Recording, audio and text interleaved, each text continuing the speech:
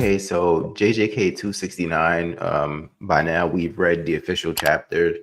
I mean, the end is near. It's coming to an end. I'm hearing a lot of noise on the internet just about people not really liking the way it's ending. But this was a dialogue-heavy chapter. I don't think we should be expecting much more fighting and action, maybe some quarreling. But this was a dialogue-heavy chapter. So when you went through this chapter, what was your initial reaction to it? I kind of was like, okay, yeah, I agree. It was a dialogue heavy chapter. To me, it appeared as though Gege was writing this chapter to kind of explain himself or explain his rationale behind why certain sequences didn't happen in fight. By Maki chiming in, giving her input, and then of course Kusakabe or Higuruma kind of giving his input on why things wouldn't have happened, etc. So I guess they were just kind of going through the whole situation and like, hey, this is, the reason why, So to me, heavy dialogue chapter, some, I don't know how to say this, man. It's just more and more disappointing every time one of these later chapters come out. Just for Higuruma to be boasted like this and to seemingly die for him to just come back is kind of weird. And then, of course, you got Kusakabe. I'm not really mad at Kusakabe still being alive, but it's kind of ridiculous at this point. It's definitely giving me Disney vibes. And I don't know if he wanted to intend a happy ending, but it was kind of like, if Higuruma could come back from that, then I feel like you could have at least have a few others survive in that process, right? If you're just going to do this. So to me, not much that I could really get out of the chapter. The most interesting part was probably the ending with Mei, of course, killing the clan leader, right? With Simple Shadow Domain. And of course, I think one of her main reasoning behind that was because of her little brother being threatened as a result. But yeah. Yeah. So when I read through the chapter, I mean, the whole back and forth of, oh, we could have made the fight easier with Sukuna, that part was a bit annoying to me because the answer is no, you really couldn't have, right? The only person who really could have made the fight easier was Gojo, right? Because he's the only one who really took from, vital and, livestock from Sukuna, right? Like, take Gojo out and you guys all get slaughtered. So maybe Gojo could have did something different, you know what I'm saying? If he would have knew about the binding vow and whatever, he's the only person, in my opinion, who could have made the fight easier, right? I agree. So everyone's saying, oh, like, well, especially Maki leading that argument. I just thought that was pretty annoying because I just think the answer is no, you couldn't have. You know what I mean?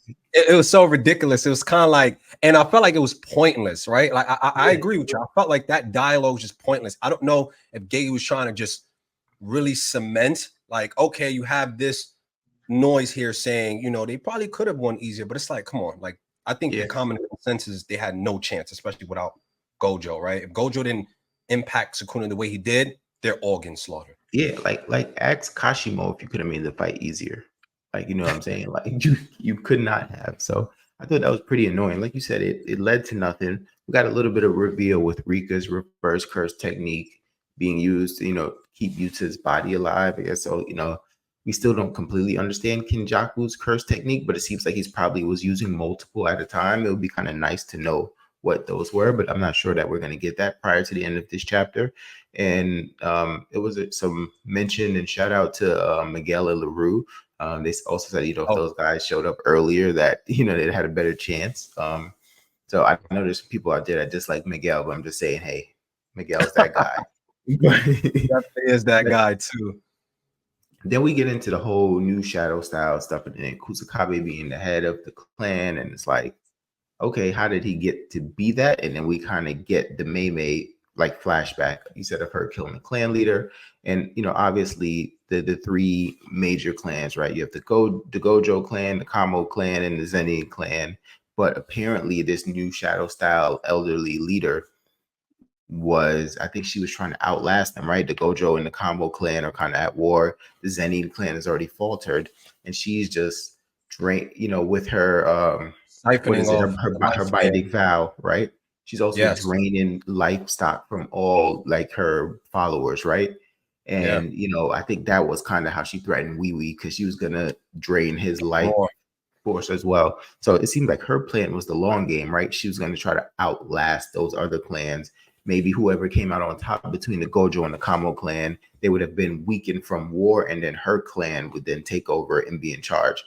Mei though say like, all right, listen, my brother's gonna be in charge, and I'm gonna make bank off of this. She's just like, so I really can't have you around.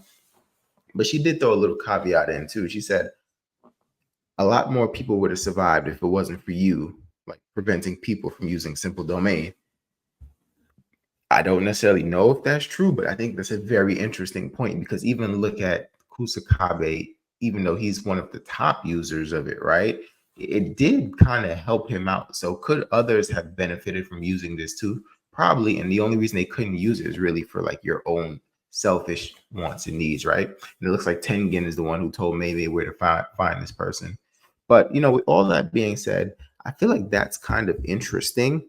And then it leads to my next question. So the rumor out there is that there may be a part 2 to JJK similar to a Naruto and Naruto Shippuden. So based on the ending of this now, is that something that you're interested, you want to see, or what's your opinion on maybe not a sequel, but like a continuation, maybe of a different variation of the story? You know what I mean? I think that'll probably be best case scenario, especially if we get more insight into Tengen, the Culling games. Like, we don't even have any explanation on these items, right? Especially as the story is starting to come to a close. It's kind of pretty weird. It's shocking to me how it kind of fell off a cliff, the series. Yeah. So I that would answer a lot of questions. Like, okay, they're gonna actually flush it out come a time skip, and that's the reason why Gaya decided not to like kill off a lot of the talented sorcerers in a sense, right? That would make a lot of sense. Yeah.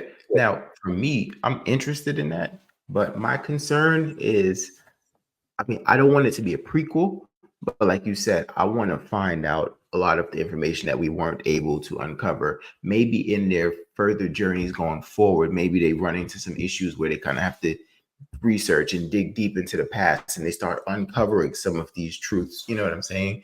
But what I don't want is, I don't want Gege to have nowhere to go and go the direction of, I got to create some characters that are super strong that eventually make Gojo and Sukuna look like nothing. You know what I'm saying? Like, I don't want, so basically the shonen tropes, the classic shonen tropes, like that Boruto stuff. I really don't want that in JJK. You know what I'm saying? I don't want JJK to go that direction.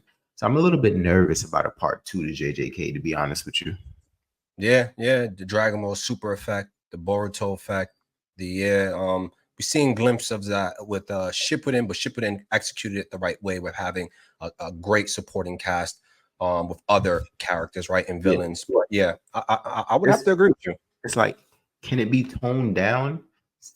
Not to the extent of a Vinland Saga, but can the next one be not necessarily just, oh, here's these overwhelming new threats that came out of nowhere, it's just so strong, you know what I'm saying?